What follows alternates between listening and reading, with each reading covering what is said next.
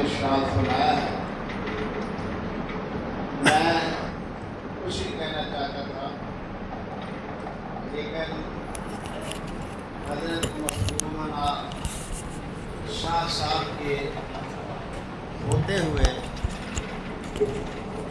میں ان کے ارشاد کی روشنی میں صرف اتنا حصہ ڈالنا چاہوں گا۔ اور بس یار میں ایک گل ہی کرنی ہے کر دیتا کہ یہ جو قرآن کریم ہے یہ ہم تک پہنچا ہی ان کے صدقے سے ہے۔ بات میری سمجھ گئے نا؟ اور میں اور آپ سبھی تقریباً بلا واسطہ ان کے احسان مند ہیں۔ یہ مجھ سے حسب و نسب کے اعتبار سے بھی اعلیٰ افضل اور اشرف ہیں کہ اللہ وحدہ لا شریک نے خاندان نبوت سے ان کا تعلق جوڑا ہے۔ علم و فضل میں بھی یہ ہم سے کہیں ہمارے اساتذہ کا درجہ رکھتے ہیں۔ اس کے علاوہ بھی اللہ تعالیٰ نے جنہیں عمل اور تقوی کی برکات سے نوازا ہے اس اعتبار سے بھی یہ ہمارے لیے باعث فخر اور نمونہ ہے۔ ان حالات میں اس سے بڑی میں سوء ادبی اور گستاخی نہیں سمجھتا، پروٹوکول اور آداب کے خلاف سمجھتا ہوں کہ ان کے ارشادات عالیہ کو سننے کے لیے ہم سبھی آئے ہیں۔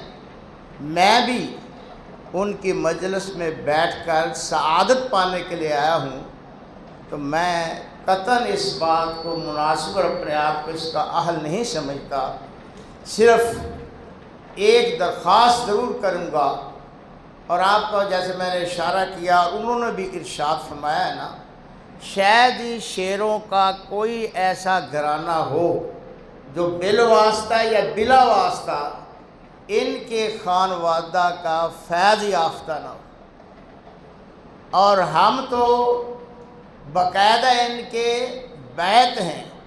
لوگ اہل حدیث بیت کو نہیں سمجھتے یا مانتے نہیں ہیں، میں اس کا قائل بھی ہوں اور اس کا فاعل بھی، اور اس کی اہمیت بھی سمجھتا ہوں۔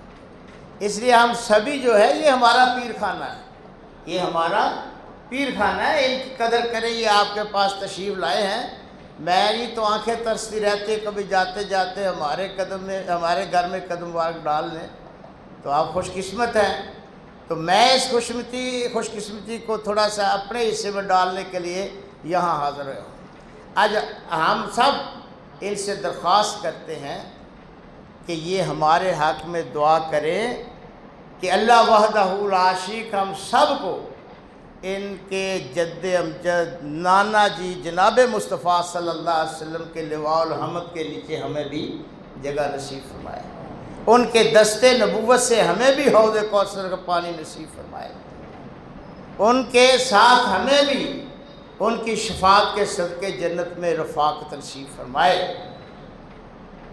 یہ ہمارے لیے بہت بڑی سعادت ہے کہ حقیقتاً براہ راست سرور کونین صلی اللہ علیہ وسلم سے تعلق رکھنا یہ کوئی معمولی سعادت نہیں ہے، یہ ان کو نصیب ہے، اور ہمیں یہ فخر ہے کہ ہمارا ان سے روحانی تعلق ہے، علمی تعلق ہے۔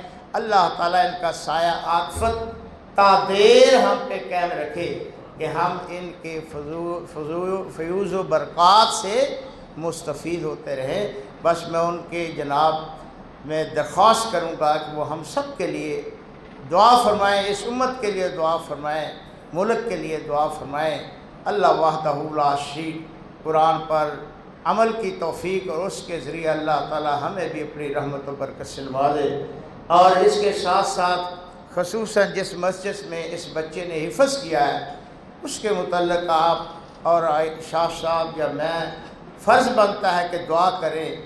اس پرفتن دور میں یہ دین کے مراکز اور چھاؤنیاں یہ دشمن کے نشانے پر ہیں، ان کو بدنام کیا جا رہا ہے۔ ان کے امن کو برباد کیا جا رہا ہے، پروپیگنڈا کیا جا رہا ہے، یہ اسلام کے قلعے دشمن برداشت نہیں کر رہا۔ ان کی سلامتی، ان کی آبیاری کی کوشش کریں، دعا بھی کریں۔ اللہ وحدہ لا شریک مسجدوں کے ساتھ اور مسجدوں کے حوالے سے قرآن و سنت کے ساتھ ہمارا تعلق قائم اور دائم رکھنے کی ہمیں توفیق نصیب فرمائے۔ وآخر دعوانا الحمدللہ رب العالمین۔